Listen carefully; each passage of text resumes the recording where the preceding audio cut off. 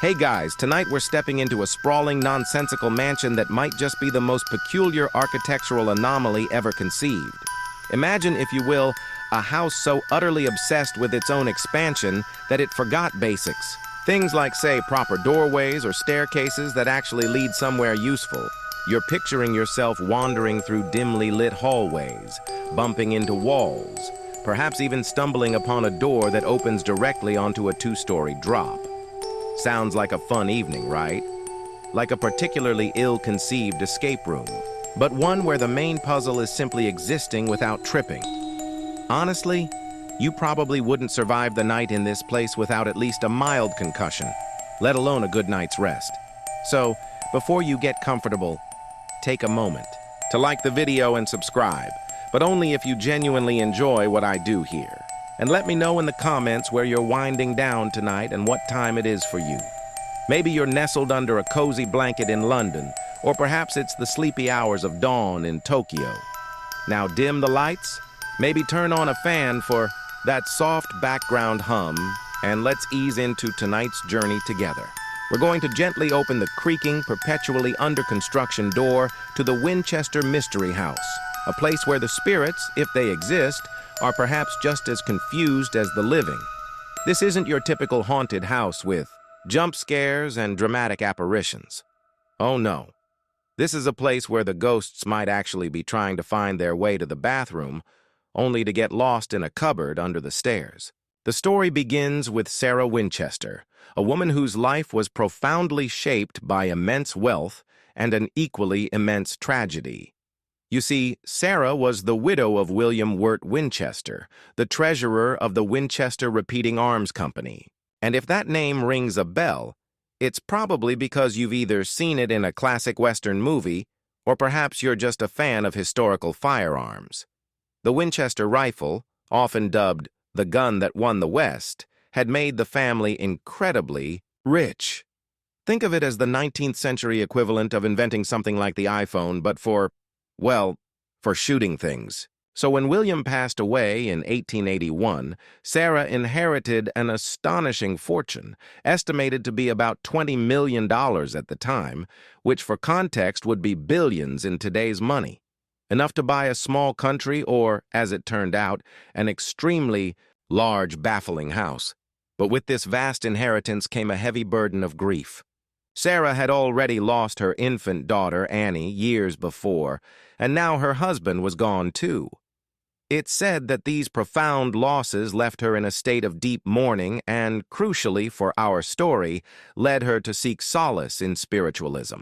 Now, spiritualism was quite the rage in the late 19th century, a sort of Victorian-era self-help movement mixed with seances and a dash of theatricality. People genuinely believed they could communicate with the dead, often through mediums. It was like calling a supernatural customer service line, hoping to get through to your departed loved ones, except sometimes you just got a busy signal or a mischievous spirit pretending to be your aunt.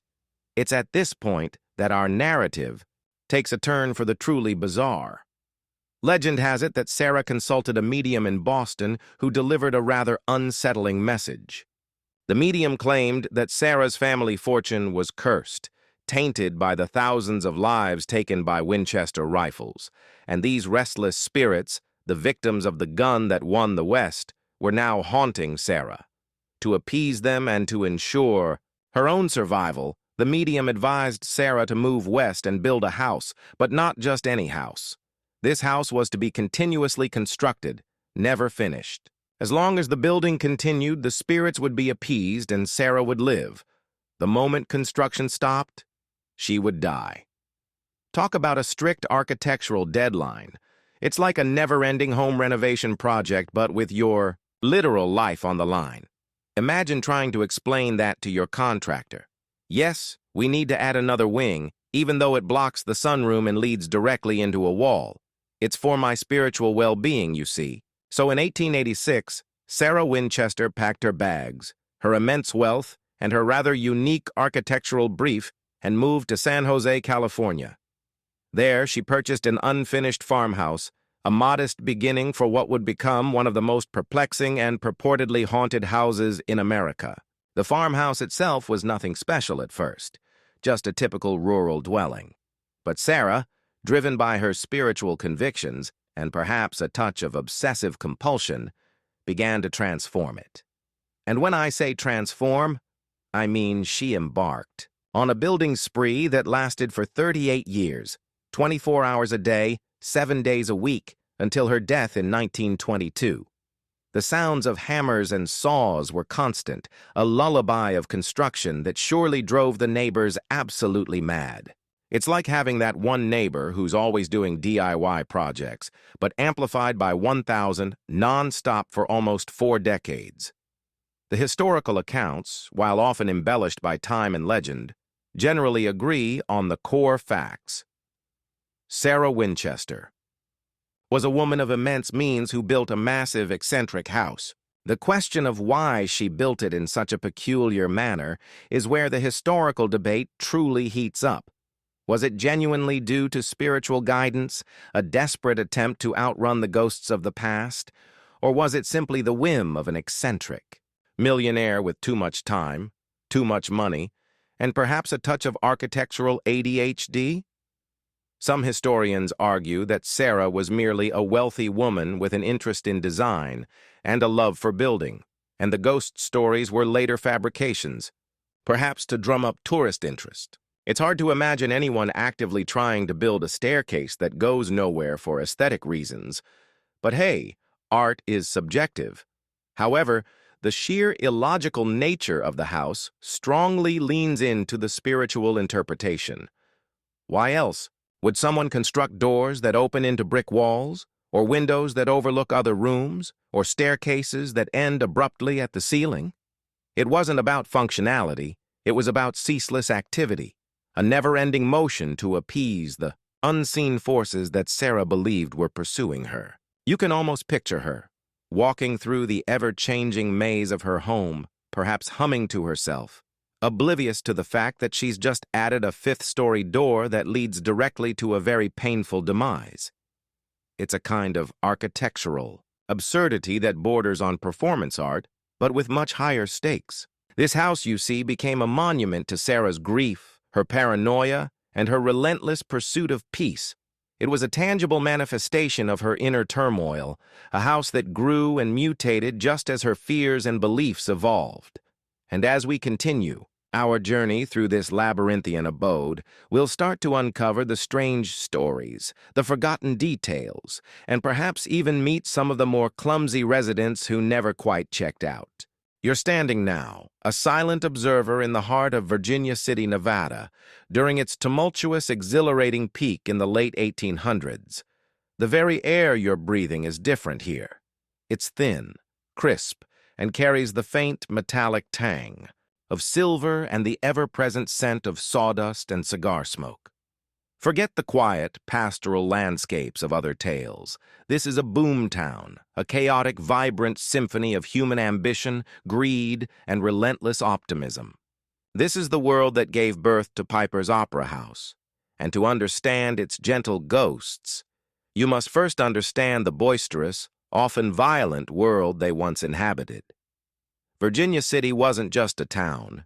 It was a phenomenon, a whirlwind of fortune seekers drawn by the siren song of the Comstock Lode, one of the richest silver strikes in human history. It's a common historical event that massive mineral discoveries, like the California Gold Rush or the Klondike Gold Rush, often lead to the rapid, almost explosive creation of boomtowns, places defined by their transient populations and a palpable sense of anything is possible energy. Imagine streets teeming not with orderly citizens, but with a motley crew of grizzled prospectors, their faces etched with the harsh sun and even harsher luck.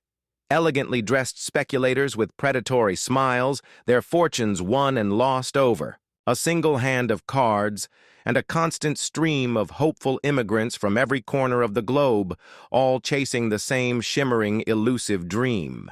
The sounds are a cacophony, the rhythmic clang of pickaxes against rock echoing from the hundreds of mines honeycombing the mountainside, the boisterous laughter and piano music spilling from over 100 saloons, and the constant rumble of ore carts trundling down the dusty streets. It's like a perpetual, slightly unhinged street festival where the main attraction is the possibility of becoming obscenely wealthy overnight. This immense, almost overnight wealth transformed a barren mountainside into a bustling metropolis, complete with ornate mansions, gas-lit streets, and a surprising number of cultural institutions.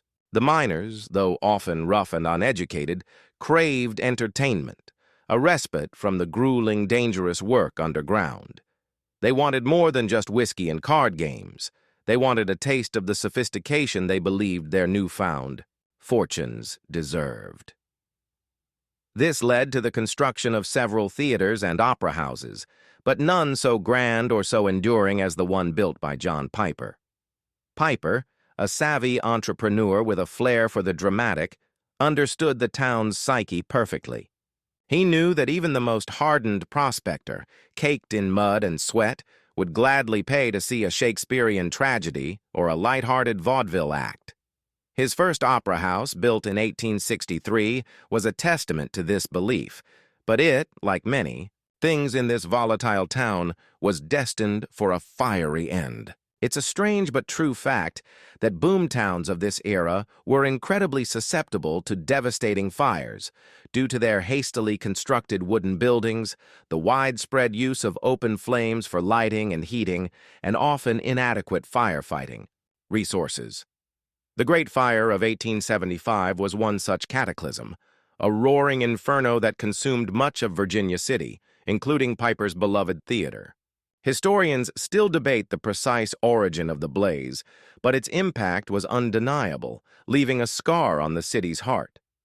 But Virginia City and John Piper were nothing if not resilient.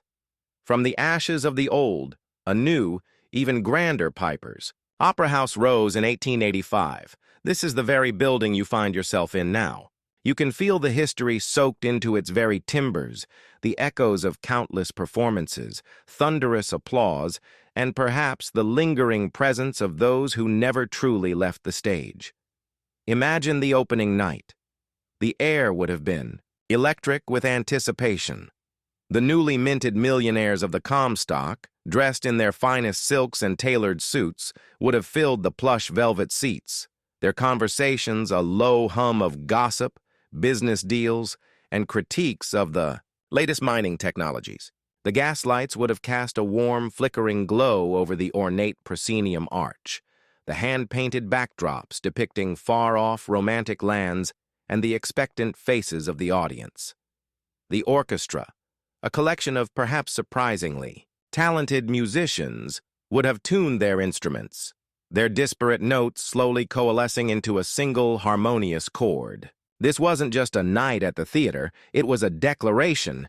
It was Virginia City announcing to the world that it wasn't just a rough-and-tumble mining camp, but a center of culture and refinement. It was a place where fortunes were not only made but also spent on the finer things in life, like a perfectly executed aria or a well-timed dramatic monologue.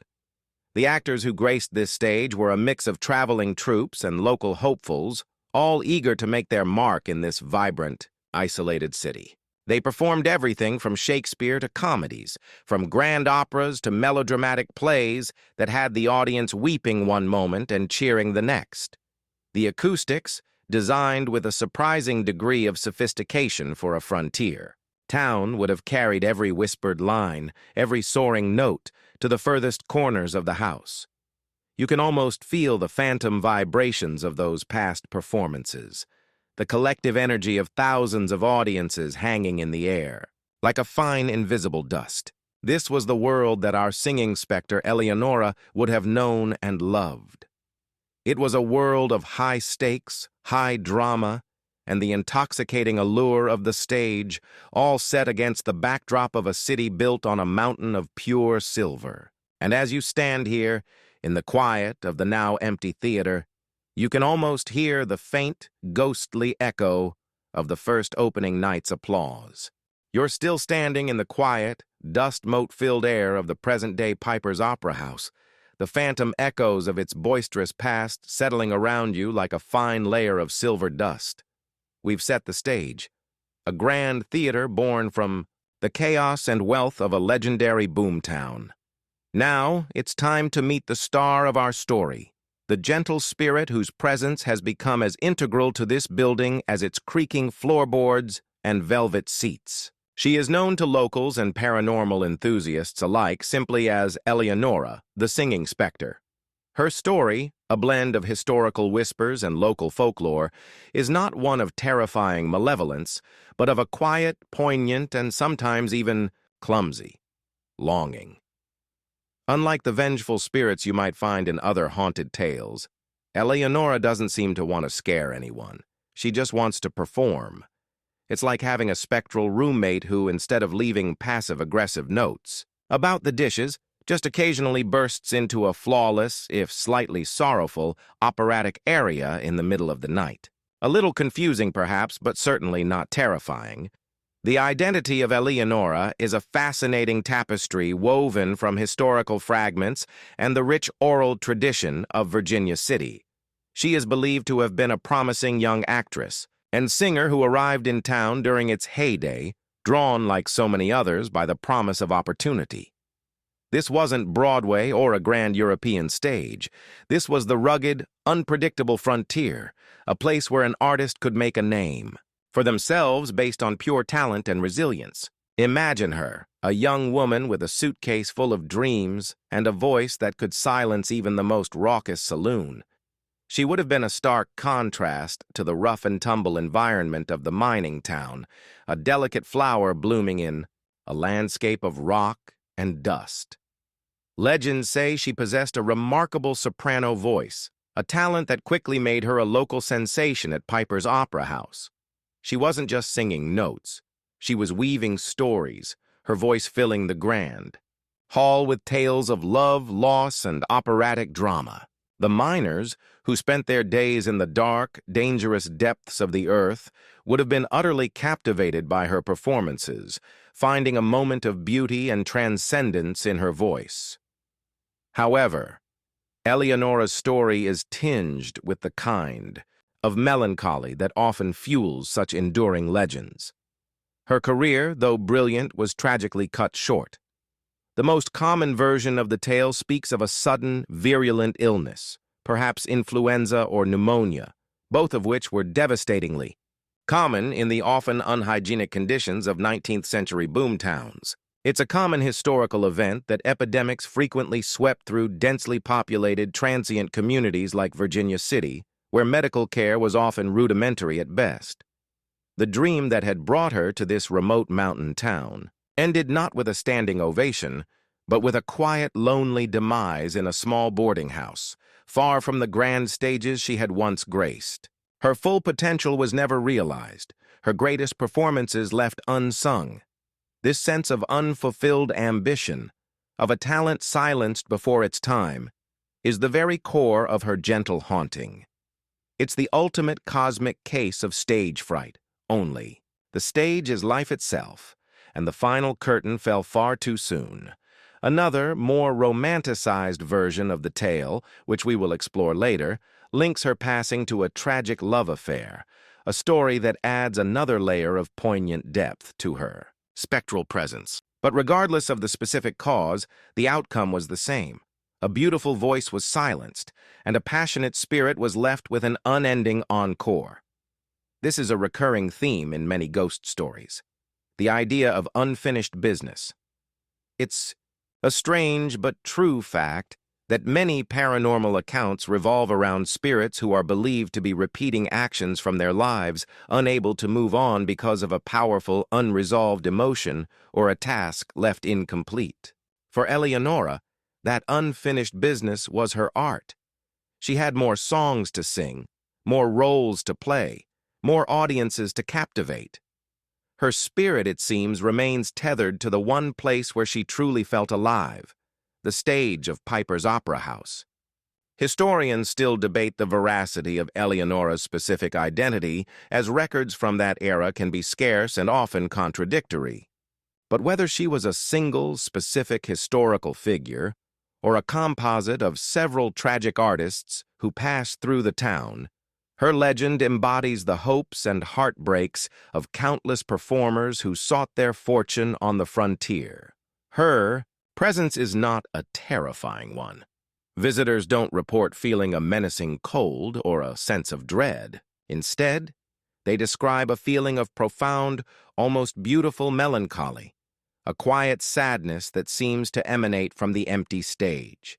It's as if the very air holds the memory of her unfulfilled dreams, a silent spectral sigh that whispers of what could have been.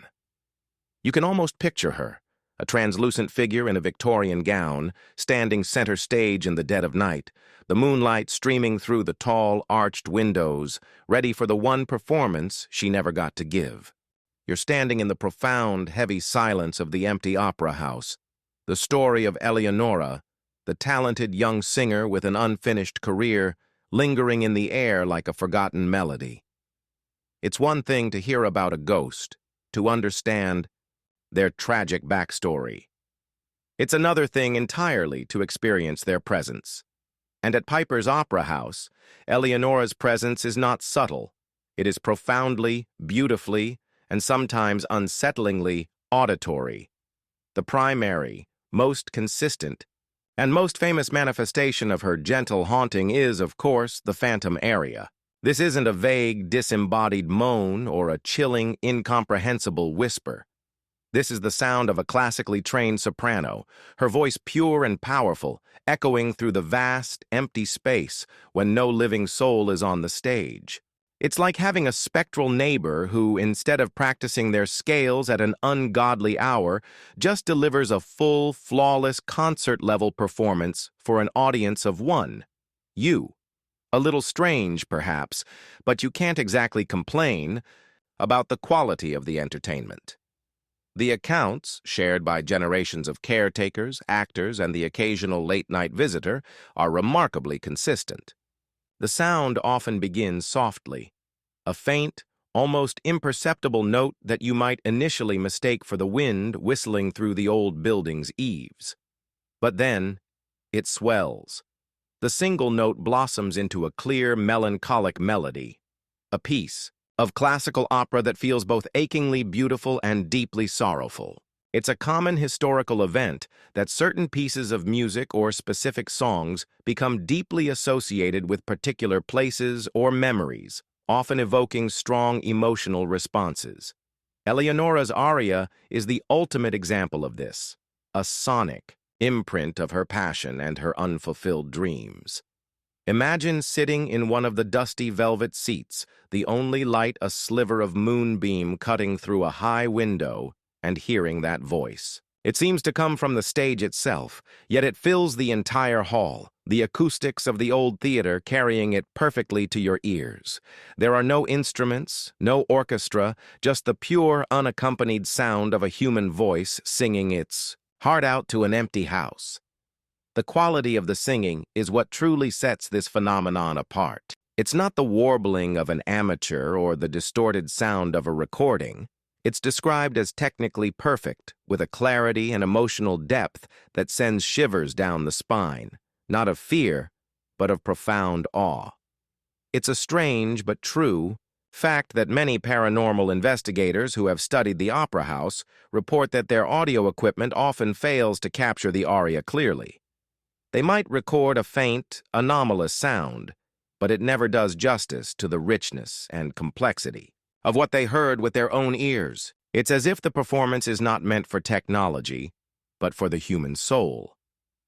Historians still debate the psychological effects of auditory pareidolia, the brain's tendency to perceive familiar sounds in random noise, but the specificity and recurring nature of Eleonora's singing challenges such a simple explanation.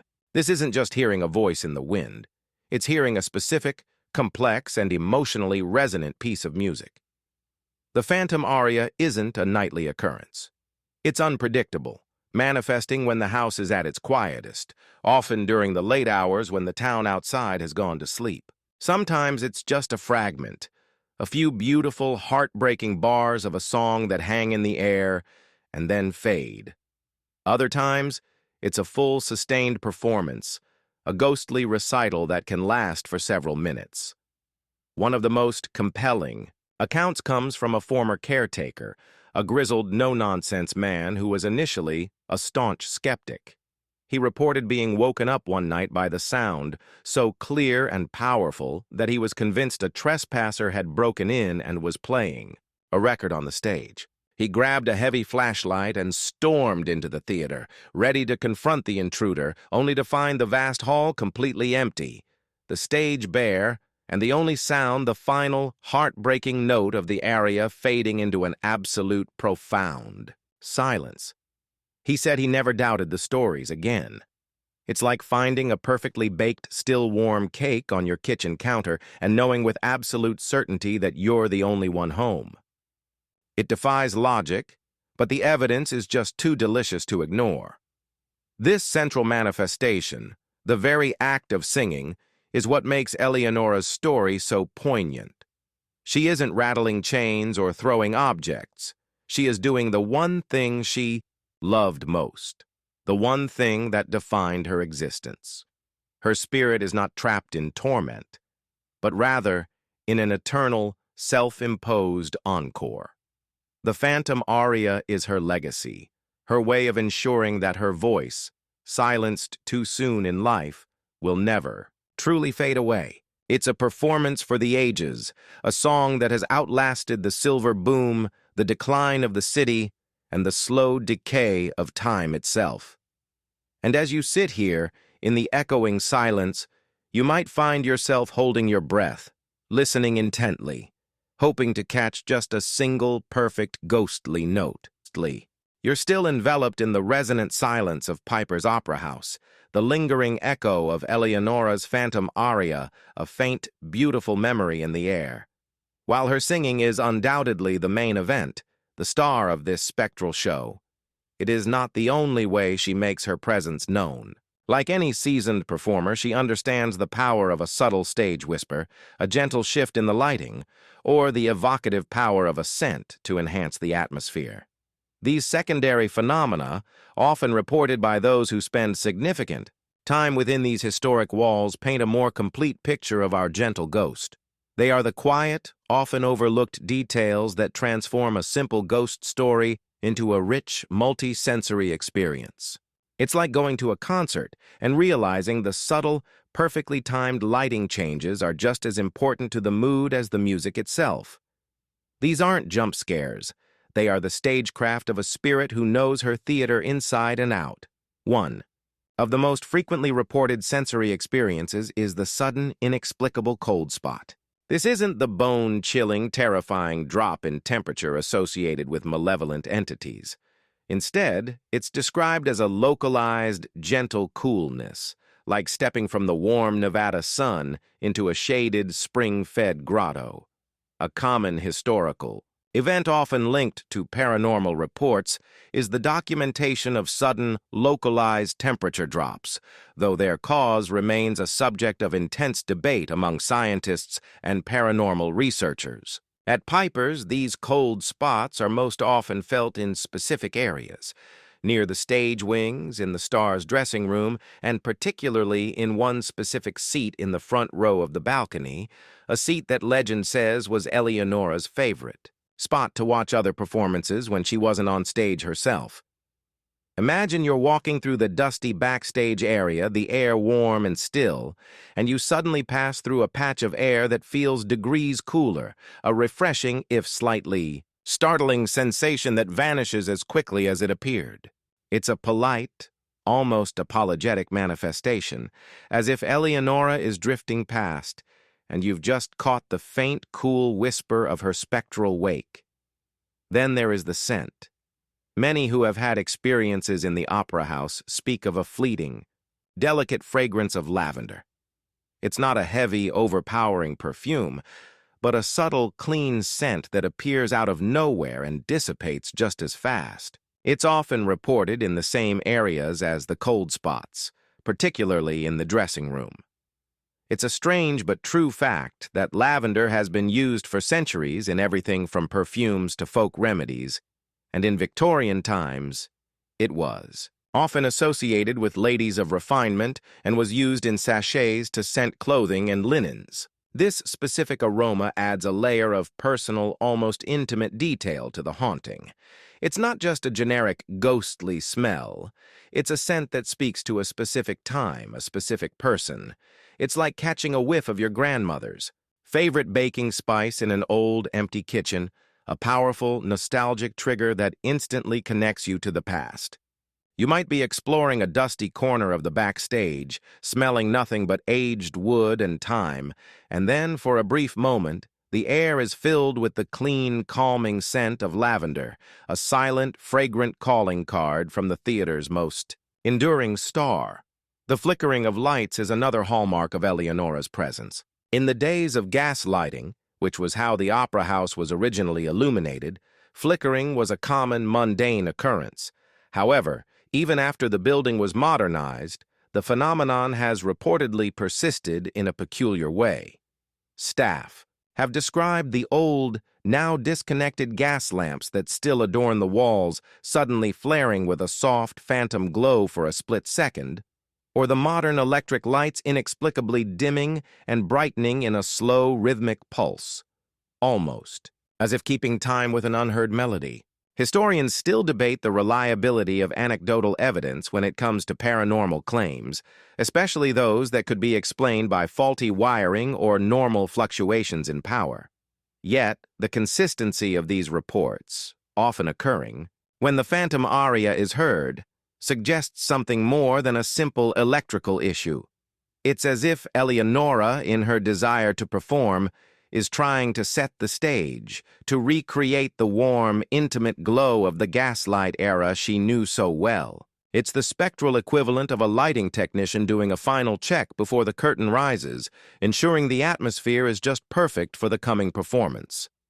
It's a gentle, almost helpful act of stagecraft from beyond the veil. The most common experience, however, is the almost imperceptible movement in your peripheral vision. You're not seeing a full-bodied apparition, but the fleeting ghost of a movement. It's like the subtle rustle of a heavy velvet curtain when there's no draft, or the faint shadowy flicker of someone passing through a doorway at the far end of a long, dark corridor. By the time you turn your head to look directly, there's nothing there. It's a classic case of, did I just see that? A moment of profound and unsettling ambiguity. These subtle visual tricks are the foundation of many a good ghost story, the quiet, unnerving moments that linger in your mind long after the more dramatic events have faded.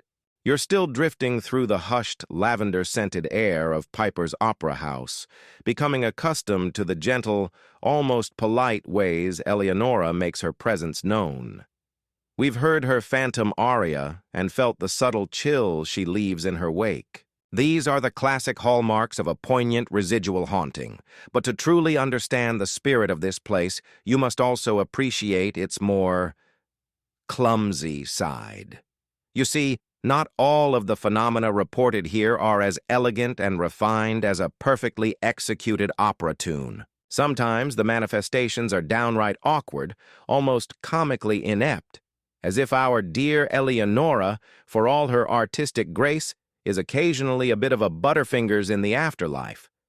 It's this blend of profound beauty and baffling clumsiness that makes her one of the most endearing and unique spirits in American folklore. It's like discovering your favorite, incredibly serious, Oscar-winning actor also has a secret YouTube channel where they just post videos of themselves tripping over things. It doesn't diminish their talent, it just makes them infinitely more relatable. These clumsier antics often occur backstage, in the cluttered, labyrinthine world of ropes, props, and forgotten set pieces. This was, after all, Eleonora's workspace, the place where the magic of the theater was painstakingly assembled and disassembled night after night. It's here that the current staff and the occasional actor have reported a series of minor, yet utterly perplexing mishaps. One of the most frequently told stories is that of the phantom props master. Imagine a carefully arranged prop table set for the evening's performance. A teacup is placed just so, a prop letter is folded neatly, a fake dagger is angled for dramatic effect. The stage manager does a final check, turns their back for a moment to consult their notes, and upon turning back finds a single crucial object has been inexplicably knocked over. Not thrown across the room, not shattered, but simply toppled, as if by a careless, unseen elbow. It's the spectral equivalent of someone bumping into a table at a crowded party and then pretending nothing happened. This phenomenon is so common that longtime staff have developed a kind of affectionate resignation to it. They've learned to double-check props right before an actor makes their entrance, often murmuring something along the lines of, "All right, Eleonora, let's keep it together for this scene, shall we?" A common historical event in theatrical life is the sheer number of small, seemingly random accidents that can occur backstage due to the chaotic, fast-paced environment. However, at Piper's, these mishaps have a strangely consistent and almost personal quality to them. It's always a key prop, always at a crucial moment, and always with a sense of harmless, almost apologetic clumsiness. Then there is the mystery of the cascading sheet music. The Opera House has a vast archive of old, yellowed sheet music, some of it dating back to the 19th century. On more than one occasion, a staff member has been carefully sorting through a tall, neatly stacked pile, only to have the entire stack, suddenly, and for no apparent reason, slide off the table and flutter to the floor in a chaotic mess. It's a strange but true fact that old, brittle paper can be susceptible to changes in humidity and air pressure, which could potentially cause such a slide. But witnesses often report a faint, almost inaudible giggle, a light, ethereal chuckle, that seems to echo in the room just as the papers begin their descent. It's as if Eleonora, perhaps bored with her usual repertoire, has decided to engage in a bit of light-hearted, papery chaos. Historians still debate the psychological effects of working in old, atmospheric buildings and whether the mind can play tricks, attributing mundane events to supernatural causes. Yet the recurring theme of clumsiness adds a layer of personality that's hard to dismiss. It's not just a haunting, it's a character study.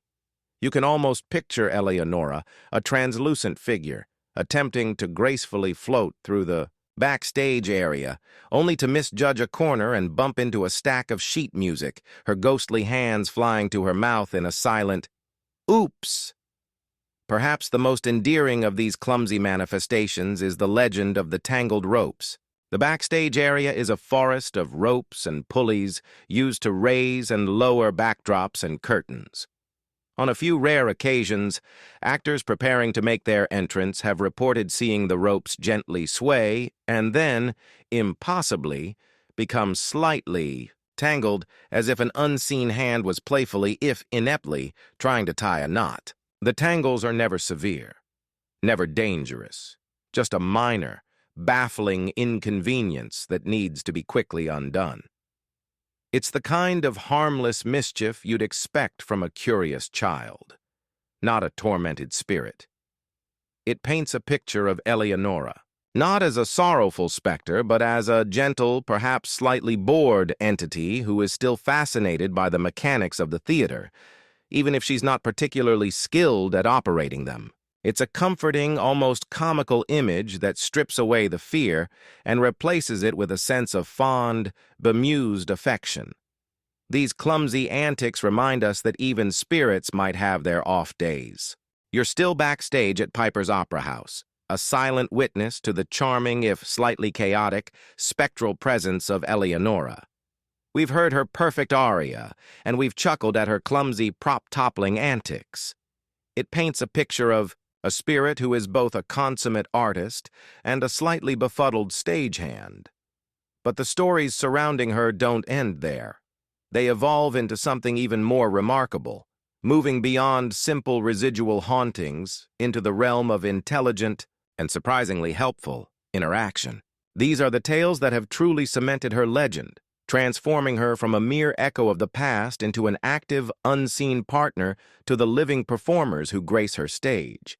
It's like discovering the quiet librarian ghost at your local library. Doesn't just reshelve books, but also occasionally leaves the perfect research volume open on your table, bookmarked to the exact page you needed. It's a level of helpfulness that is both uncanny and deeply comforting. The most famous of these stories, a tale passed down with a mixture of reverence and disbelief among actors who have performed here, is that of the unseen prompter. Imagine you're an actor, standing in the wings, your heart pounding with a mixture of excitement and stage fright. You're about to deliver a long, crucial monologue, and in a moment of sheer human fallibility, a key line completely vanishes from your mind. It's a performer's worst nightmare. You can almost feel the panic setting in, the cold sweat, the deafening silence from the audience. But then, just as despair begins to take hold, you hear it. A faint, ethereal whisper, seemingly coming from nowhere and everywhere at once, speaking the forgotten line with perfect clarity and intonation. It's not a loud, booming voice, but a gentle, encouraging murmur, just for you. This is the legend of Eleonora, the spectral scene partner, a particularly well-documented account comes from a traveling actor in the 1970s who was performing a one-man show about Mark Twain. He was a seasoned professional, but on this particular night, in the strange, atmospheric silence of pipers, he completely blanked on a pivotal part of his speech. He described the feeling of sheer terror, standing frozen in the spotlight, the faces of the audience blurring into a single expectant mass. Just as he was about to give up and awkwardly walk off stage, he heard a woman's voice, soft and clear as a bell, whisper the first few words of the forgotten passage. He said it was so clear, so perfectly timed, that he instinctively thought a stage manager was prompting him from the wings. He delivered the rest of the monologue flawlessly, his performance imbued with a newfound sense of awe. After the show, he rushed backstage to thank the woman who had saved him, only to be met with blank stares. The stage manager, a stern, practical woman, swore she hadn't said a word. No one else was in the wings. He was, for all intents and purposes, completely alone. It's a strange but true fact that numerous theaters around the world have legends of benevolent theater ghosts who are believed to assist actors, protect the stage, and ensure that the show must go on. Eleonora seems to be a particularly dedicated member of this spectral stage crew. This helpfulness isn't always so direct. Sometimes it's a subtle physical nudge. An actor might find a misplaced prop like a handkerchief or a fan suddenly appearing in their hand just moments before they need it for a scene, or a sticky door that was refusing to open will suddenly swing open with impossible ease. These are small, almost unnoticeable moments of spectral assistance, the kind of things that could easily be dismissed as luck or coincidence. But for those who have experienced them, they feel profoundly intentional. A common historical event in the world of theater is the sheer number of superstitions and rituals that actors and crew adhere to, from not whistling backstage to leaving a ghost light on stage overnight. These traditions speak to a deep-seated belief in the unique, almost magical, and sometimes spiritual nature of the theatrical space. Eleonora's presence seems to tap directly into this ancient tradition, becoming a part of the theater's living, breathing soul. Historians still debate the line between psychological phenomena, where an actor's intense focus and stress might lead to auditory hallucinations and genuinely unexplained events. But the consistency and specificity of these accounts from different people over many decades are compelling. It's not just a feeling, it's a shared experience, a collective understanding among the performers who have passed through this historic space. They learn to trust the house, to feel for Eleonora's presence, and to perhaps even offer a quiet thank you into the empty air after a successful performance. Her story transforms the theater from a simple venue into a collaborative space, a place where the living and the departed work together, united by their shared love for the magic of the stage. And as you imagine that nervous actor saved from professional ruin by a ghostly whisper, you realize that Eleonora isn't just haunting this place. She's nurturing it. You're still enveloped in the spectral silence of Piper's Opera House, the gentle, helpful presence of Eleonora feeling less like a haunting and more like a backstage partnership. We've explored her artistry, her clumsiness, and her uncanny ability to be the world's most supportive, if unseen, scene partner. But to truly understand the profound melancholy that underpins her beautiful phantom Aria, we must delve into a more romantic and ultimately more tragic chapter of her story. This is the part of the legend that shifts from a tale of unfulfilled ambition to a classic story of star-crossed love, a narrative that adds a deep, poignant ache to her lingering presence. It's like discovering your favorite upbeat pop song. Actually has incredibly sad lyrics. Once you know, you can never hear it the same way again. This is the story of Eleonora and the Miner, a tale of love found and lost in the chaotic heart of a silver boomtown. As the legend goes, during her time performing at Piper's, Eleonora, the toast of Virginia City, captured the heart of a young, handsome, and surprisingly gentle silver miner. Let's call him Silas. He wasn't one of the wealthy speculators or the powerful mine owners who likely vied for her attention. He was a man of the earth, his hands calloused from his work deep within the mountain, his face weathered by the harsh Nevada sun. But he possessed a quiet sincerity and a deep appreciation for her art that set him apart. You can imagine him, after a grueling day in the dark, dusty tunnels, cleaning himself up as best he could, putting on his one good suit, and using his hard-earned silver to buy a ticket for the opera house, not to be seen, but simply to hear her sing. He would have sat in the back, away from the preening high society in the front rows, utterly captivated. His world of rock and darkness momentarily illuminated by the sheer beauty of her voice. It's a common historical event in frontier towns that relationships often crossed rigid class lines, as the shared experience of hardship and the promise of a new life created unique social dynamics. Their courtship, as the story is told, was a thing of quiet, stolen moments. It wouldn't have been a grand public affair. Instead, imagine them meeting in the dim light after a performance, perhaps in the alley behind the theater, away from prying eyes. He, still smelling faintly of the earth, and she, of lavender and stage makeup. He might have brought her a single, wild desert flower, a stark but beautiful contrast to the lavish bouquets she received from her wealthier admirers. They would have talked not of mining claims or stock prices, but of dreams. Her dreams of grander stages in San Francisco or even Europe. And his dreams of finding a vein of silver rich enough to build a small, quiet life with her, far away from the chaos of the boomtown. You can almost feel the delicate, fragile hope of their connection, a quiet melody of love played against the loud, boisterous symphony of Virginia City. It's a strange but true fact that many of the most famous love stories in history and literature are those that involve lovers from different social strata, their romance made all the more intense by the obstacles they face. Romeo and Juliet, Jack and Rose from Titanic.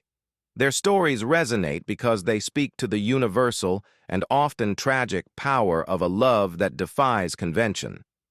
Eleonora and Silas were Virginia City's own version of this timeless tale. Their love was a secret, a precious, fragile thing nurtured in the shadows of the opera house and the flickering lamplight of the bustling town. He would have been her connection to the raw, real world outside the artifice of the stage, and she, his connection to a world of beauty and refinement beyond the grit and toil of the mines. But, as is so often the case in these poignant tales, tragedy was waiting in the wings. Mining in the 19th century was an incredibly dangerous profession. A common historical event was the frequent occurrence of cave-ins, explosions, and fires in the poorly regulated mines of the era. The Comstock Lode, for all its immense wealth, was particularly notorious for its treacherous conditions, including extreme heat and unstable tunnels. One day, Silas went to work in the mine, a place known as the Savage Mine, and he never returned. There was a cave-in, a sudden brutal collapse of rock and timber that trapped several men, including him, deep within the earth. For days, the town held its breath. Rescue efforts were mounted, with fellow miners working tirelessly, their faces grim with a mixture of hope and dread. Historians still debate the specific details of many of these 19th-century mining disasters, as records were often incomplete and the accounts passed down through oral tradition. But the emotional impact on close-knit communities was always devastating. You can imagine Eleonora, her heart a cold, heavy stone in her chest, waiting for news. She would have stood at the edge of the mine, a stark figure in her elegant dress. Against the rough, dusty landscape, her eyes fixed on the entrance, praying for a miracle. She likely wouldn't have performed during this time, her beautiful voice silenced by a grief too profound for any aria. The days would have turned into a week, and hope slowly, agonizingly faded into a grim certainty. Silas and the other men were gone. Their bodies never recovered, forever entombed in the mountain that had promised them so much. The love story that had been a source of such quiet joy had ended in the most brutal final way imaginable. Her heart, and perhaps her spirit, was broken. It's this profound, unresolved grief, this love story without a final act, that is believed to be the true source of the melancholy in her phantom song. She isn't just singing for an audience, she is singing for him, an eternal, beautiful lament, for a love lost in the dark, silent depths of the earth. You're still breathing in the phantom scent of lavender and dust in Piper's Opera House, the poignant story of Eleonora's lost love echoing in the profound silence. Her personal tragedy, the love affair with the miner Silas cut short by a disaster in the savage mine, adds a deep layer of sorrow to her gentle haunting. But her story is inextricably linked to the story of the town itself. The same forces that brought her here, the immense, intoxicating wealth of the Comstock. Lode were also destined to fade, leaving the Grand Opera House and perhaps its resident spirit in a state of suspended animation. To understand the persistence of Eleonora's echo, you must also understand the slow, quiet decline of the world she knew. It's like watching a vibrant, bustling city in a time-lapse video, only to see the lights flicker and dim, the crowds thin, and the grand buildings slowly fall into a state of elegant decay. The boom of Virginia City was, by its very nature, finite. It was built on a mountain of silver, and once that silver began to run out, the town's very reason for being began to disappear. A common historical event in the history of the American West is the boom and bust cycle of mining towns. Places that erupted into bustling metropolises almost overnight could just as quickly become ghost towns when the mines played out. In the late 1870s and 1880s, the silver production of the Comstock Lode began to dwindle. The once unimaginably rich veins of ore became harder and more expensive to access. The initial frenzy of easy wealth gave way to the harsh economic realities of deep shaft mining. As the silver dried up, so did the fortunes, and with them, the people. The speculators, the investors, and the legions of hopeful miners began to move on, chasing the next big strike in other parts of the country. You can imagine the slow, almost imperceptible shift in the town's atmosphere. The boisterous 24-hour energy would have quieted. The constant clang of pickaxes would have become less frequent, replaced by a more somber, echoing silence. Saloons that were once packed to the rafters would have had more empty stools than patrons. The ornate mansions built by the Bonanza Kings might have started to look a little less grand, their owners perhaps quietly selling off assets to cover their losses. It's the slow, deflating feeling of a party that has gone on just a little too long, where the music has faded and guests are starting to slip out the back door. For Piper's Opera House, this decline would have been particularly poignant. The lavish spending that had once filled its velvet seats began to wane. The world-class traveling acts that once made the arduous journey to Virginia City might have started to bypass it for more prosperous venues. It's a strange but true fact that John Piper himself, the visionary behind the Opera House, faced immense financial struggles during this period, fighting to keep the theater alive as the town around it slowly contracted. He was a showman to the very end, but even his legendary optimism couldn't hold back the tide of economic reality. Historians still debate the precise timeline and economic factors that led to Virginia City's decline, but the impact was clear. The population, which had peaked at around 25,000 people, began a steady, inexorable decline. The grand stage that had hosted presidents, world-famous actors, and the toast of society now saw more empty nights than full houses. You can almost feel the shift within the theater itself. The air, once thick with the energy of 1,000 hopeful souls, would have grown stiller, dustier. The silence between performances would have grown longer, deeper. For Eleonora's spirit, this slow decline must have been a peculiar and perhaps a very lonely experience. The stage she loved, the place where she felt most alive, was falling silent. The appreciative audiences she craved were dwindling. Her phantom aria, once perhaps a joyful echo of a recent performance, might have taken on a more mournful, solitary quality. Was she singing to an empty house because she chose to, or because there was no one left to listen? It's a question that adds another layer of complexity to her haunting. Was her spirit tied not just to the building, but to the vibrant, chaotic energy of the Boomtown itself? And as that energy faded, did her own spectral presence become more pronounced, a quiet sentinel standing guard over a fading dream? Perhaps. Her clumsiness, the knocking over of props, was a subconscious attempt to recreate the bustling, chaotic energy of a busy backstage that was now mostly silent. It's like a retired athlete who still goes to the empty stadium just to feel the echo of the roaring crowd. The decline of Virginia City is a crucial part of Eleonora's story. It provides the perfect backdrop for a persistent haunting, a grand, beautiful theater, rich with history and emotion, slowly being enveloped by silence and time, leaving only the faintest whispers of its golden age and the enduring, beautiful voice of its most devoted performer. You're still lingering in the dusty, quiet grandeur of Piper's Opera House, the history of its boom and slow decline settling around you. We've heard the phantom aria, felt the subtle chill, and even chuckled at the clumsy antics of its resident. Specter, Eleonora. It's a compelling narrative, a perfect blend of history and folklore. But as you sit here, letting the profound silence of the theater wash over you, your rational mind, the part of you that enjoys a good, solid explanation, begins to stir. Could there be a more scientific reason for these phenomena? Is it possible that the singing specter is not a ghost at all, but rather a trick of the environment, a fascinating interplay of acoustics, geology, and human psychology?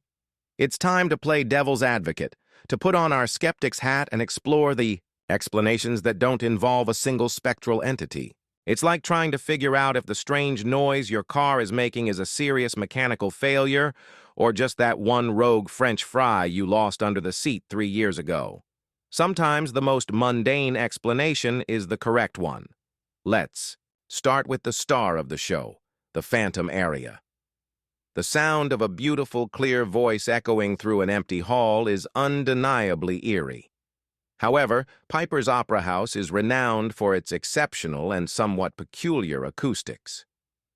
A common historical event in theater construction, even in the 19th century, was the careful, intentional design of auditoriums to carry sound effectively without modern amplification.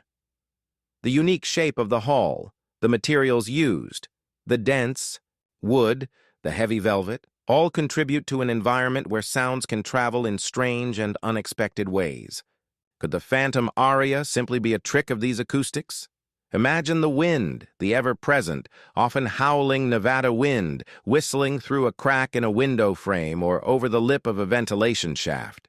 As that sound enters the perfectly designed space of the theater, it could be amplified, distorted, and shaped by the room itself, transforming a simple gust of wind into something that sounds uncannily like a human voice, holding a long, mournful note. It's a strange but true fact that a phenomenon known as an aeolian harp works on this very principle. When wind passes over a string or a similar object, it can create a beautiful, almost musical humming sound, all without human intervention. The old, perhaps slightly loose rigging and wires backstage could, in theory, act as a massive accidental aeolian harp played by the desert wind. Furthermore, Virginia City is a town built on a mountain honeycombed with over 700 miles of mine shafts and tunnels. This vast subterranean network creates a unique geological environment. Could these empty tunnels act as colossal organ pipes, with wind or subtle seismic shifts forcing air through them, creating low-frequency sounds that travel up through the earth and manifest as a faint resonant hum within the opera house? It's a long shot, certainly, but in a place this peculiar, all theories are on the table. It's like discovering your house has a secret built-in sound system that only plays whale songs when the wind blows from the east. Unlikely, but not entirely impossible. Now, what about the other phenomena? The cold spots and the flickering lights. These, too, have potential earthly explanations. The cold spots, often reported in specific locations, could be caused by simple drafts. An old, vast building like this is bound to have countless small cracks and gaps in its construction. A sudden gust of wind from the cool desert night could easily create a localized pocket of cold air that a person might walk through, interpreting it as a supernatural chill. The flickering gas lights, or even their modern electrical counterparts, could be attributed to faulty wiring, pressure fluctuations in old pipes, or simply the normal wear and tear on century-old fixtures. Historians still debate the reliability of paranormal evidence that can also be explained by the natural decay and structural quirks of historic buildings. The scent of lavender is a bit trickier to explain away. However, it's possible that old sachets, forgotten in a drawer or a costume trunk for decades, could occasionally release a faint, residual scent when the atmospheric pressure changes. Or it could be a simple case of olfactory memory, where a visitor who has read about the legend of Eleonora and her lavender perfume subconsciously associates a vague, dusty smell with that specific fragrance. The clumsy antics, the toppled, props and cascading sheet music could also have rational explanations. Subtle vibrations from passing traffic or even minor, unnoticed seismic tremors, not uncommon in Nevada, could be enough to dislodge an object that is already precariously balanced. A pile of old, brittle sheet music might simply succumb to gravity and the effects of humidity over time, causing it to slide. The human mind is wired for agency detection. We are primed to see intent and purpose even in random events. So, when a book falls, we're more likely to think someone pushed it than the coefficient of static friction was overcome by a subtle, cumulative vibration. One explanation is certainly more fun, but the other is often more likely. While these scientific and logical explanations can account for many of the individual phenomena, they struggle to explain the sheer consistency and thematic coherence of the haunting. Why do all these separate, random events, the wind-like singing, the drafts, the falling objects, all seem to tell the same story? The story of a gentle, artistic, and slightly clumsy ghost named Eleonora. It's this narrative cohesion that keeps the mystery alive, forever blurring the line between the plausible and the paranormal, leaving you to wonder if that faint sound you just heard was just the wind or the opening note of an eternal encore. You're still sitting in the quiet, contemplating the very nature of Eleonora's presence. We've played devil's advocate, exploring the rational, scientific explanations for the phenomena at Piper's Opera House. The peculiar acoustics, the drafts. From the old building, the geological quirks of a town built on a honeycomb of mines, they all offer plausible, if somewhat less enchanting, reasons for the phantom aria and the subtle chills. It's a neat, tidy package that allows the logical part of your brain to rest easy.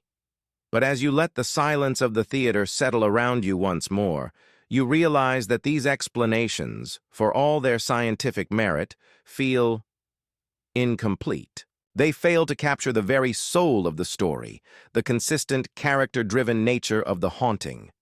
And this is where the world's most persistent and perhaps most curious ghost hunters enter the narrative.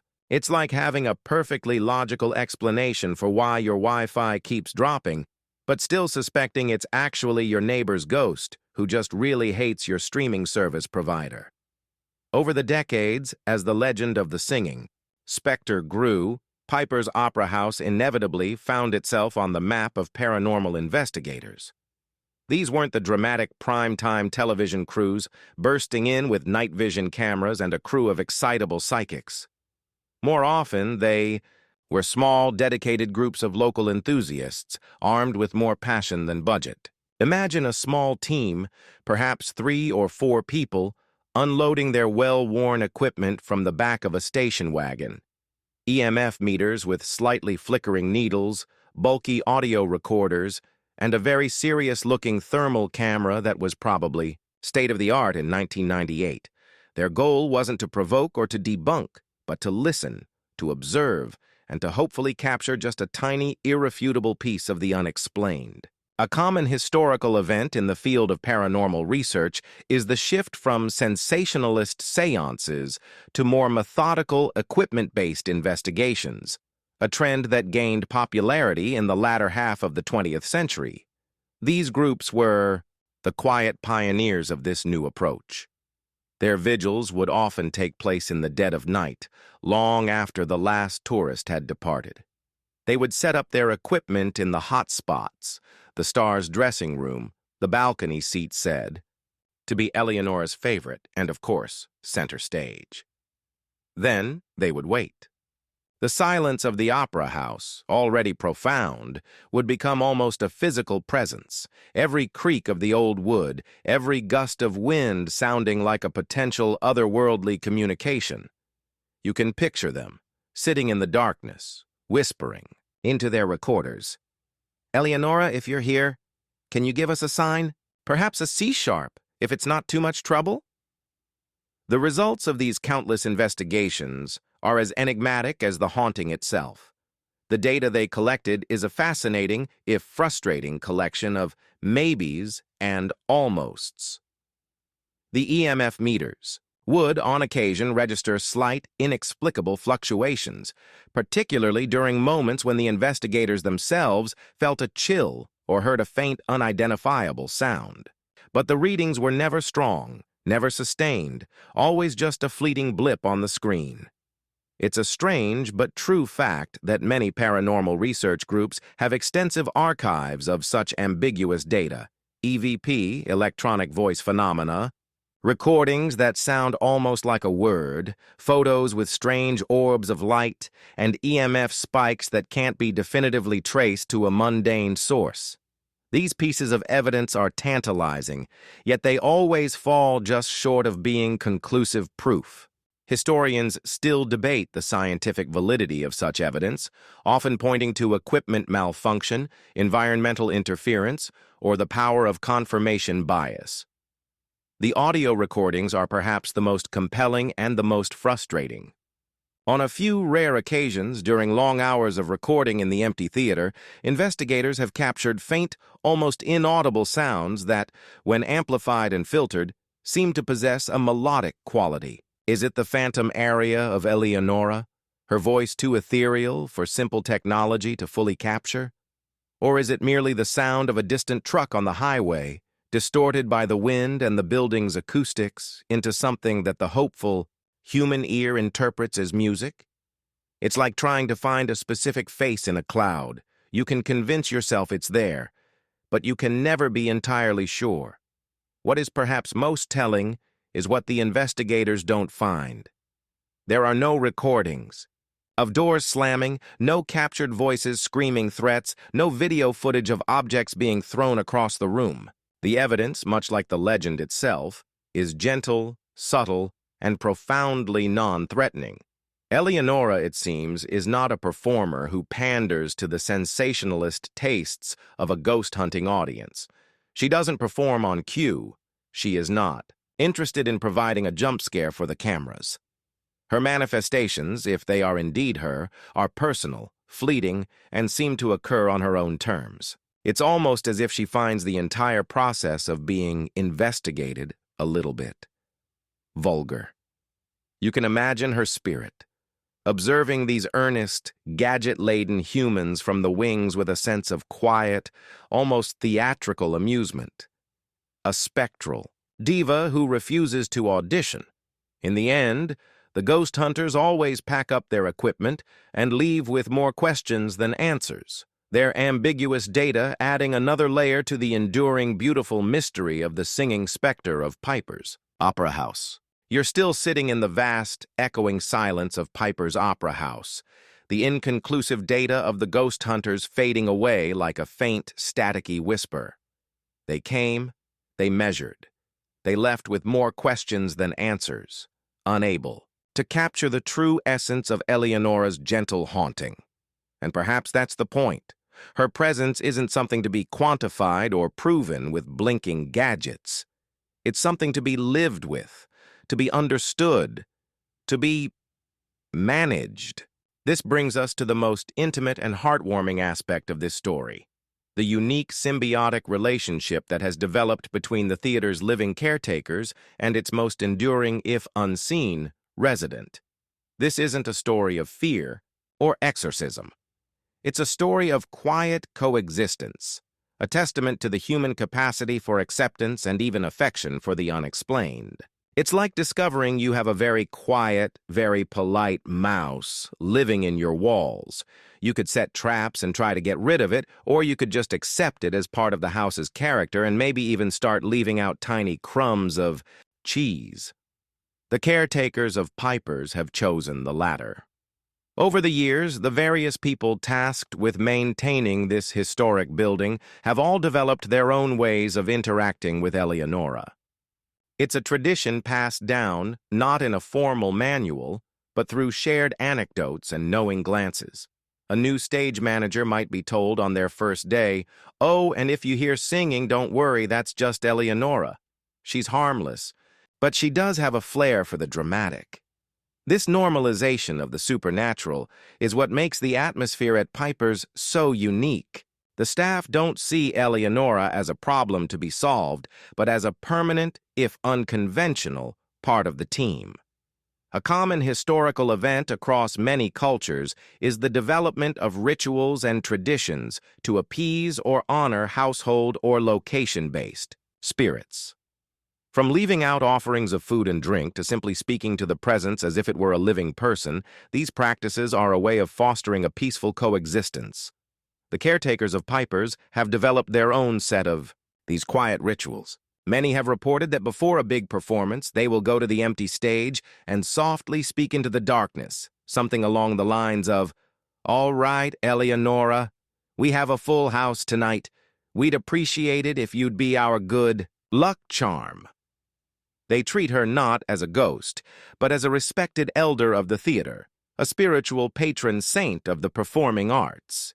Some have even taken to leaving a single fresh flower, often a lavender sprig or a white rose, in her supposed favorite dressing room, a small, beautiful gesture of respect. It's a strange but true fact that in many historic theaters there is a tradition of always leaving one seat unsold or empty for the theater's resident ghost.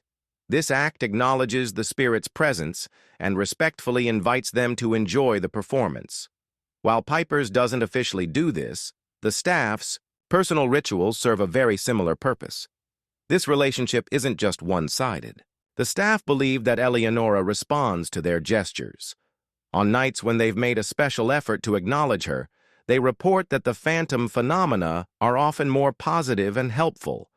A misplaced prop might reappear in a more convenient location, or a faint, beautiful chord from her phantom Aria might be heard just as the curtain is about to rise, a seeming nod of approval. It's a delicate, unspoken dialogue between the seen and the unseen, a partnership built on mutual respect. They don't try to provoke her for the benefit of investigators. They treat her with the same professional courtesy they would any living performer. Historians still debate the psychological underpinnings of such relationships, often pointing to the power of belief to shape one's perception of their environment. But for the people who work here day in and day out, the connection feels profoundly real.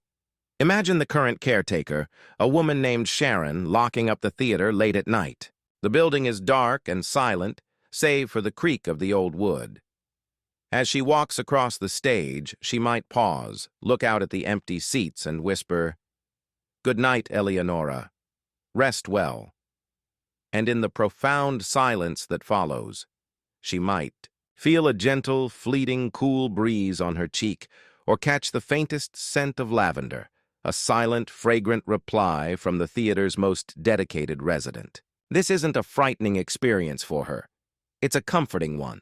It's a reminder that she is not just the caretaker of a building, but the custodian of a beautiful, enduring legend, a living story that she shares with a very special, very quiet partner. It's the ultimate quiet collaboration, a partnership that has lasted for over a century, ensuring that the magic of Piper's Opera House and the beautiful voice of its singing Specter will never truly fade away.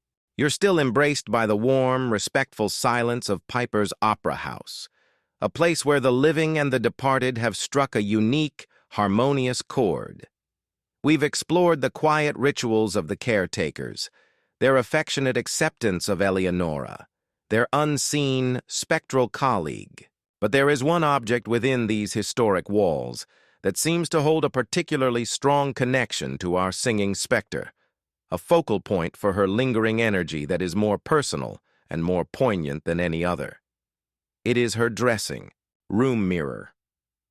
This isn't just a piece of antique furniture. It's a portal, a looking glass that, according to legend, sometimes reflects more than just the dusty, empty room before it.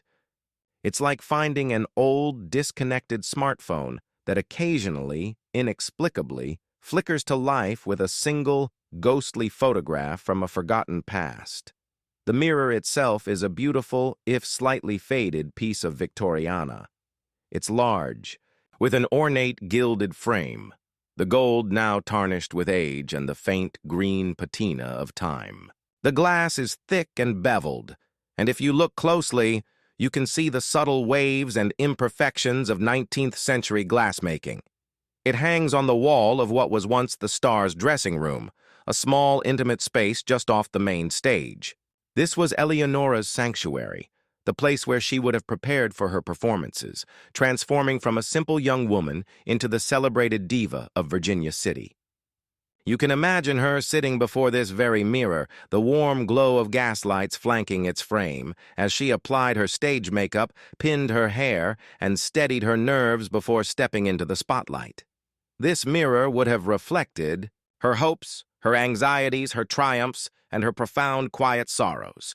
It was, in a very real sense, the silent witness to her entire career, the keeper of her most private moments.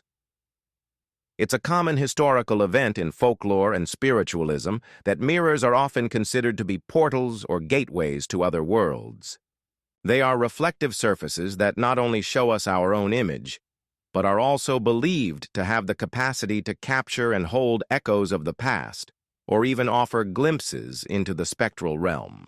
The legend of Bloody Mary is perhaps the most famous example of this belief, but countless cultures have stories about the mystical properties of mirrors.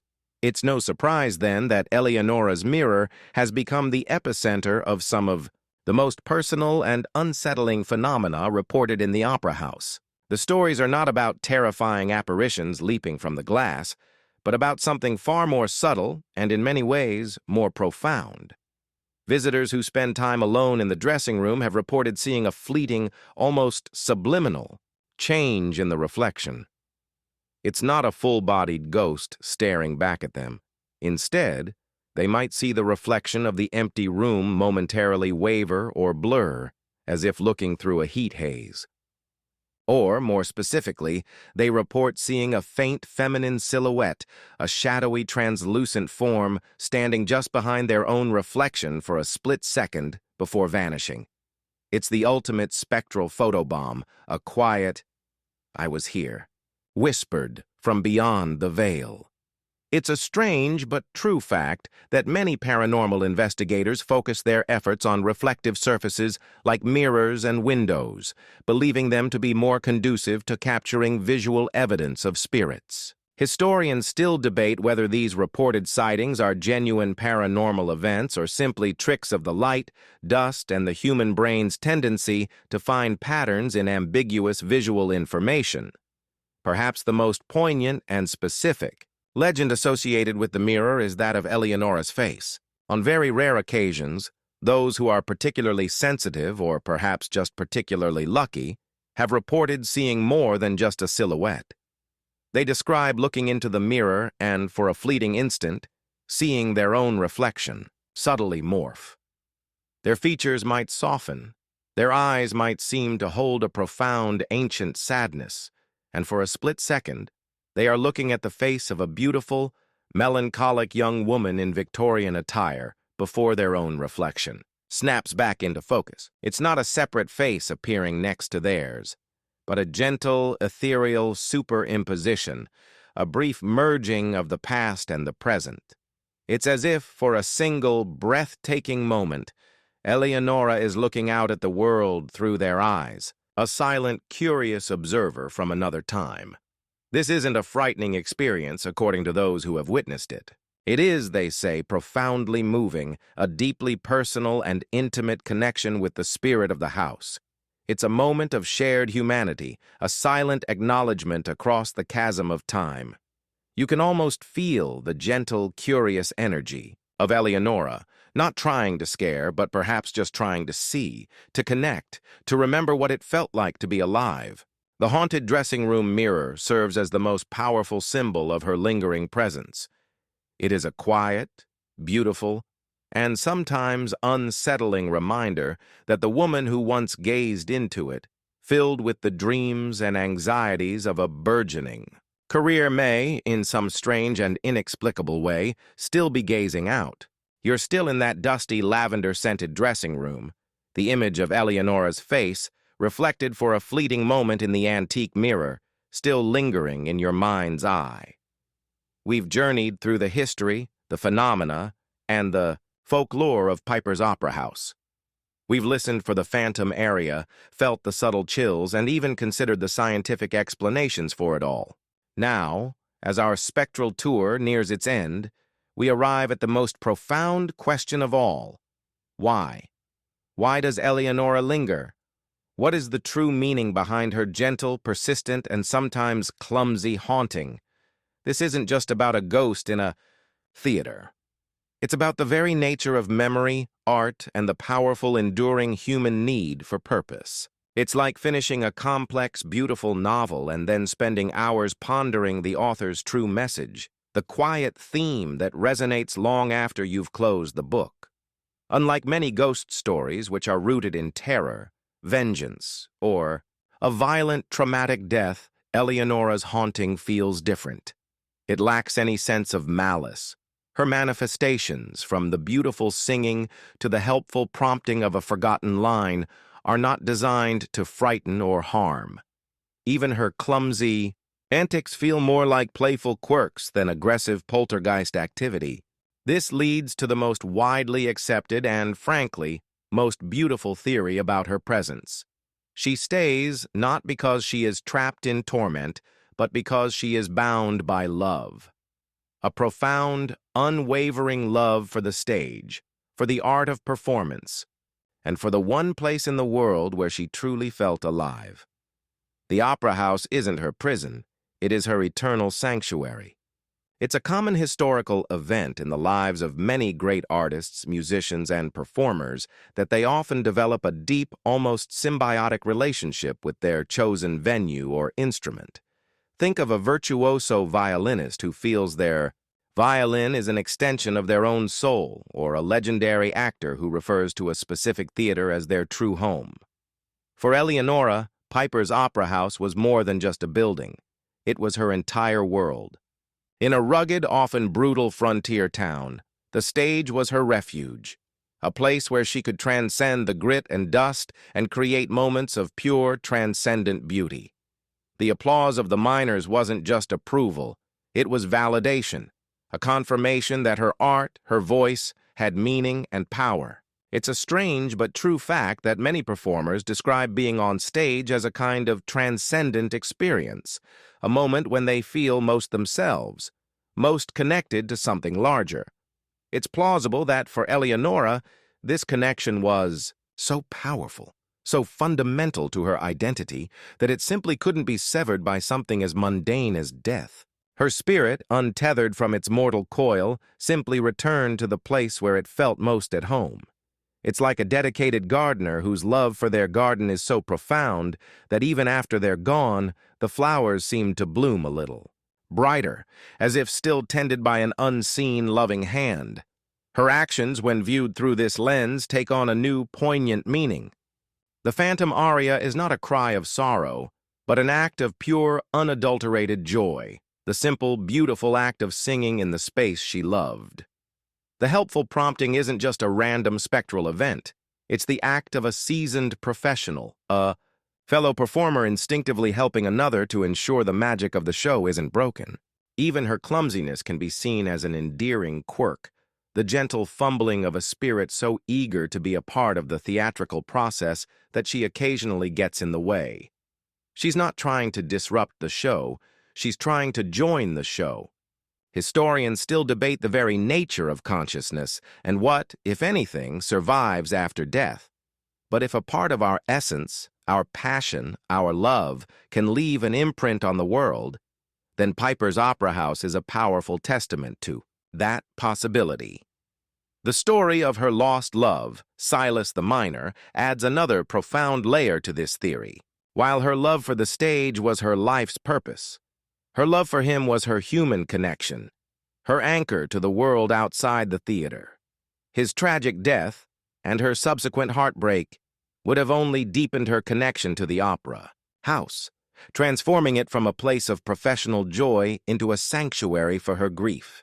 Perhaps her singing is not just for an unseen audience, but for him, a perpetual, beautiful elegy sent out into the darkness, a love song that echoes through the mountain where he was lost. This transforms her from a simple ghost into a figure of tragic, romantic devotion, a spectral artist forever performing a requiem for her lost love. It's a narrative that resonates with our deepest human emotions, love, loss, and the enduring power of art to express the inexpressible. It is this combination, the love of her art and the sorrow of her lost love, that makes her haunting so powerful, so beautiful, and so profoundly human. She remains not as a warning or a fright, but as a quiet, enduring symbol of a passion that not even death could silence. And as you sit in the quiet of her theater, you realize you're not in a haunted house, but in a monument to a love story, told in the most beautiful, ethereal way imaginable.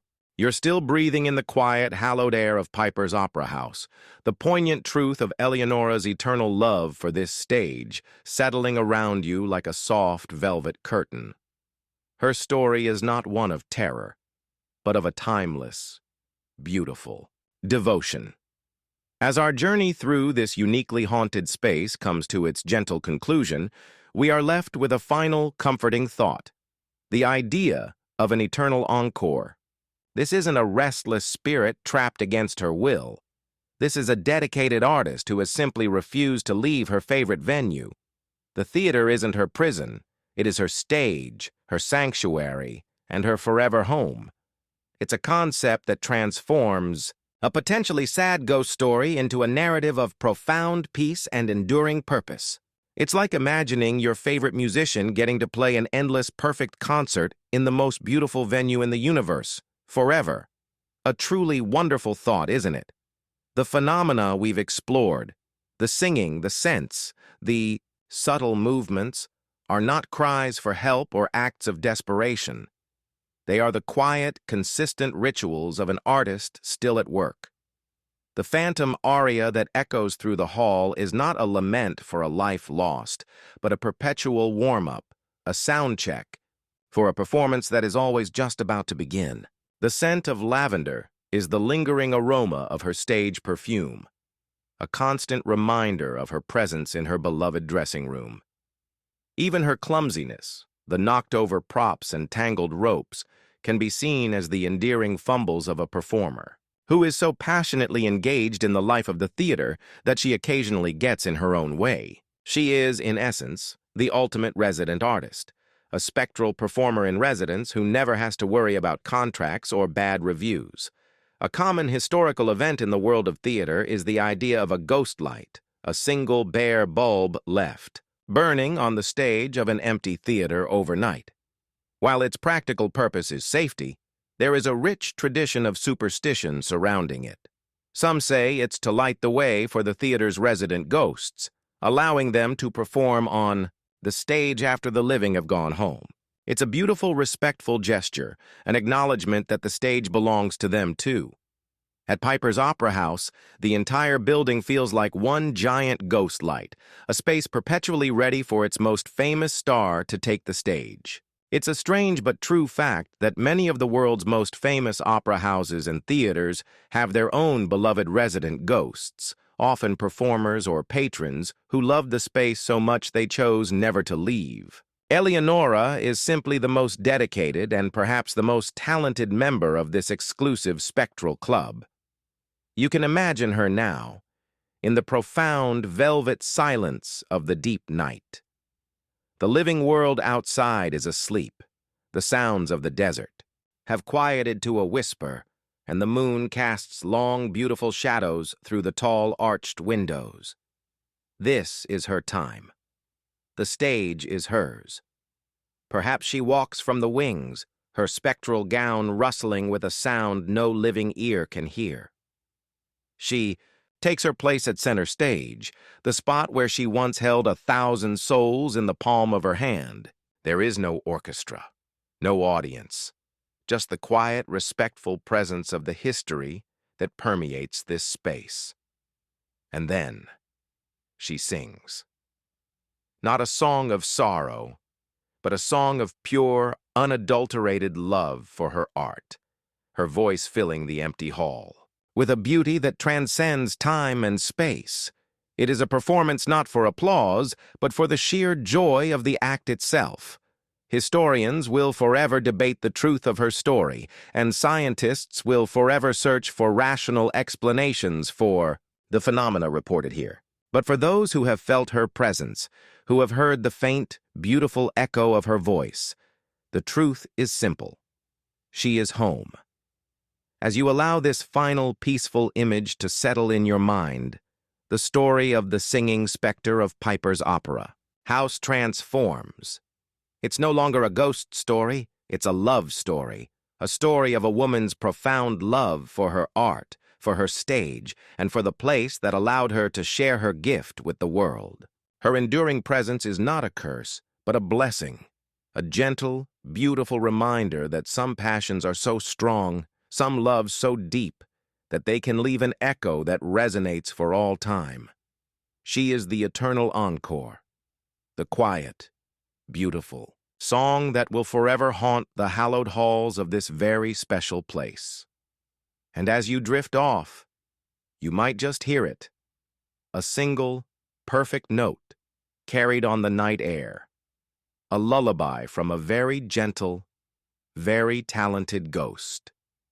And so, our journey to the heart of the Nevada desert, to the dusty, velvet-draped stage of Piper's Opera House, comes to its final, quiet curtain call. The stories of Eleonora, the singing specter, have guided us through a history rich with the boom and bust of a silver town, the poignancy of lost love, and the enduring magic of the theater. We've learned that not all hauntings are born of terror, that some spirits linger not out of torment, but out of a profound and beautiful love for a place, a purpose, a passion that death itself cannot extinguish. Let the image of the grand, empty opera house settle in your mind now. Feel the profound, peaceful silence that fills the space, a silence that is not empty, but is instead filled with the faint, beautiful echoes of the past. The phantom Aria is now just a soft, distant hum, a soothing melody that blends with the gentle whisper of the desert wind. The scent of lavender is a comforting, calming fragrance, a gentle reminder of a graceful presence. The cool spots are no longer startling, but feel like a soft, refreshing touch, a final, quiet good night from the theater's eternal guardian. The clumsy, playful antics have ceased, the backstage now still and serene, at rest until the next spectral performance. There is nothing left to analyze, nothing left to fear. There is only the deep, resonant peace of a story that has found its beautiful, unending conclusion. Allow the weight of the day to drift away. Let your thoughts soften and blur. And let the gentle, calming spirit of Eleonora and her timeless love song guide you into a deep and wonderfully peaceful sleep. End of script. Sweet dreams.